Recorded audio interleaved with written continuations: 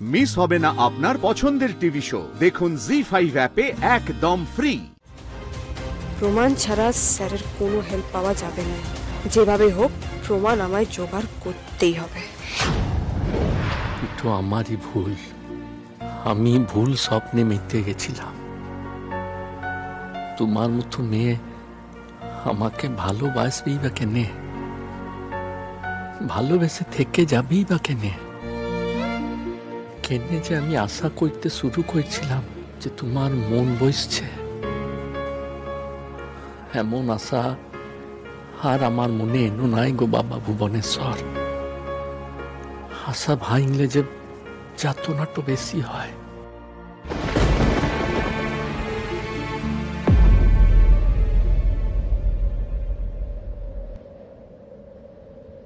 মন খারাপ? মন খারাপ একটু কিছু। আমি তোর মা বটে,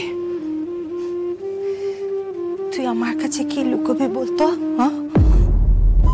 তোর চোখটা দেখলে আমি সব বুঝতে পারি গোপাল। আমি জানি যে এই বিয়েটা করে তুই একদমই সুখী লস। কবিটিরও করার আগে বুঝে করা উচিত ছিল। বিয়েটা করে নিল, তারপর আমার ছেলেকে অবজ্ঞা করবে, সেটা তো আমি মেনে নেব নাই। আমার হীরের টুকরো ছেলেকে অবজ্ঞা করবে, তার দাম তোকে দিতে হবে গোপাল। আসল ভালোবাসাকে লাভ বোঝার দাম কবিটিকে দিতে হবে গোপাল। তুমি ভুল করছো না, তুমি আসলে যা ভাবছো সেইটা নয়। আসলে কি বলতো, রুক্মিণী তো অন্যরকম পরিবেশে বড় হয়েছে, তাই এইখানে এসে এই নতুন পরিবেশে মানিয়ে নিতে একটু সময় লাগবে। সেইটা নিয়ে তুমি চিন্তা করো না মা, সব ঠিক হয়ে যাবে। তুমি একটু সময় দাও। কেন কি সময় বলছিস রে?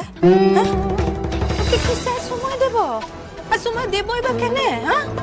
শোন গোপাল, কোনো পরিবেশের সাথে মানাতে গেলে না, প্রথমে সে পরিবেশটাকে ভালোবাসতে হয়, সম্মান দিতে হয়। ওর মতন যদি সব সময় দুচ্ছাই দুচ্ছাই করে, তাহলে কোনোদিন কোথাও নতুন গিয়ে মানিয়ে নেওয়া যায় না। ওর ঘুমোরটাকে আগে ভাঙতে হবে। ওর এত না কুচু যে আমার ছেলেকে দুঃখ দিচ্ছে, ছেলেকে কষ্ট দিচ্ছে আমার চোখের সামনে, আমার বিটির গায়ে হাত তুলছে। কুচু নাক না আমি ভেঙে একদম গুড়ায় দেব। দেখো মা, আমাকে নিয়ে তুমি যা বলছো সেইটা নিয়ে আমি কোনো কথা বলছি না, কিন্তু ভাদুর ব্যাপারটা তুমি একটু ভালো করে ভেবে বলো তো। ভাদুর সাথে যেটা হয়েছে সেটা তো কি শুধুই রুক্মিণীর একার দোষ?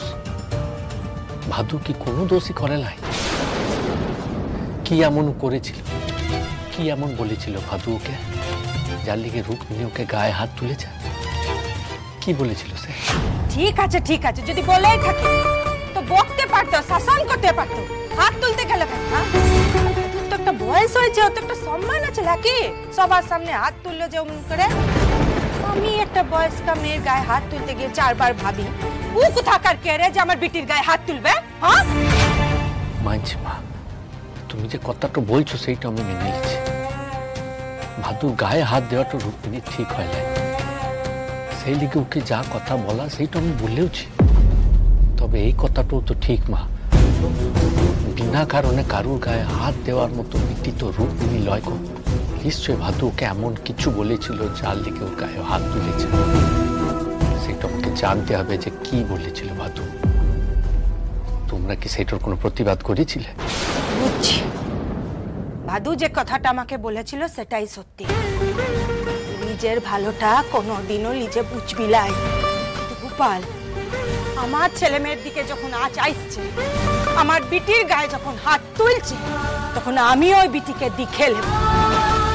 তুইও শুনে রাখ গোপাল। পিন্ডিটা না নে সোজা হচ্ছে। ও আর ওর বন্ধুগুলোকে না উচিত শিক্ষা দিতে হবে। অন্যদেরকে হিউমিলিয়েট করা, তো মেন্টালি টর্চার করা, তাকেও ছাড় না। সব কটার খবর নিব আমি। আগেবার বেঁচে গেছিল, একটাও বাঁচবে না। সব কটাকে উচিত শিক্ষা দেবো।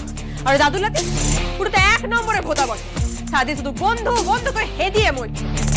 ফিরিং ওর মাথা খাইছে আর ওর পালে পড়ে তো ফালতু কাজকর্মগুলো করে যাচ্ছে। করুক, কইছে তো এবারে মজা টের পাবে। আমি মজাটা না টের পাওয়া আর ওর বন্ধুগুলোকে সবকটাকে সাইজে আনবো, তারপর যদি ওদের উচিত শিক্ষা হয়। ওই দেখো তীরপিণ্ডের নাম নিলে আমার ফোনটা রে জন্তু, কি করেছিস তুই? হ্যাঁ, যেই কাজটা আজ অব্দি আমরা করতে পারিনি সেটা তুই করে দেখিয়ে দিলি। দাদুর মুখে জামা ঘষে দিলি জন্তু। এবারে ঝামাটা না তোর মুখে ঘষবো রে। কাল তুই আয়, তোর ব্যবস্থাটা আমি করছি। মানে আমি কি করলাম? আমার মুখে জামা ঘষবি কেন? কি হয়েছে? তুই রাখ তো। ফোন কেটে দিল। আমার মুখে জামা ঘষবে কিন্তু কেন? আমি আবার কি করলাম? এই ব্যাটা ইউনিভার্সিটিতে ঢুকেই ঝামেলা শুরু করে দিল। আবার আমার ঘাড়ে চেপে ডিস্টার্ব করবে। কোন বেসিসে ডিস্টার্ব করবে আমাকে? কেন বললো? তুই আর তোর বন্ধুগুলান মিলে ওঙ্কারের সাথে যে অন্যায়টা করছিস না রায়ন, ওটা যদি তোদের উচিত শিক্ষা না দিচ্ছি, যদি শাস্তি না দিতে পেরেছি রে, তবে আমার নামও না পারুল চক্রবর্তী নয়। স্যার, স্যার বলছি আমি আসছি। ইউনিভার্সিটি যাচ্ছ তো? হ্যাঁ স্যার। সরস্বতী, সরস্বতী। হ্যাঁ দাদা আসছি। ড্রাইভারকে বলো গাড়ি বের করতে, পারুলকে ইউনিভার্সিটিতে ড্রপ করে দিয়ে আসতে হবে। আচ্ছা ঠিক আছে। বলছি আমার না গাড়ি লাগবে না, মানে আমি নিজে চলে যেতে পারবো স্যার। নতুন জায়গা, নতুন শহর, এখনো রাস্তাঘাট তুমি ভালো করে চেনো। গাড়ি করে গেলে সেফলি অ্যান্ড টাইমলি ইউনিভার্সিটি থেকে বাড়ি যাতায়াত করতে পারবে। এখন তুমি আমার রেসপন্সিবিলিটি পারো না। দেরি করে ক্লাসে যাওয়া চলবে না, লেট করে বাড়ি ফেরা যাবে না স্যার, আমি লেট করি নাই, কেবলমাত্র একদিনই অটোর লেগে। একদিনই হোক আর 10 দিনই হোক, ভুলটা তো ভুলই। আর সেই ভুলটা যদি আমার বাড়িতে থেকে করো, আমার মান সম্মানটা কোথায় থাকে বলো তো? আর কথা বাড়িও না, গাড়ি ওয়েট করছে, চলে যাও। বলছি স্যার একটা কথা বলতে পারি? হ্যাঁ বলো। স্যার ওই ওঙ্কারের ম্যাটারটা মনে আছে স্যার? ওই দিনের পর থেকে হোস্টেলের ছেলেরা ওকে বিরক্ত করা বন্ধ করা লাগে এখনো। ইনফ্যাক্ট আমি চলে যাওয়ার পর তো ওরা আরো বেশি করে সাহস পেয়ে গেছে, আরো বেশি করে ফ্রেশার্সদেরকে টর্চার করতে শুরু করে দিয়েছে। তা সেদিন তো আমার কাছে কোনো প্রমাণ ছিল না, ইনফ্যাক্ট এখনো লাইক, কিন্তু আপনি যদি একটু ম্যাটারটা দেখেলেন, মানে একটু যদি ওদেরকে ডেকে। পারুল, এটা ইউনিভার্সিটির সমস্যা, এসব আমি বাড়িতে ডিসকাস করব।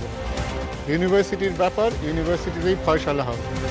আমি তোমাকে আমার বাড়িতে এনে রেখেছি, তার মানে এই নয় যে তুমি আমার কাছ থেকে কোনো ফেভার পাও।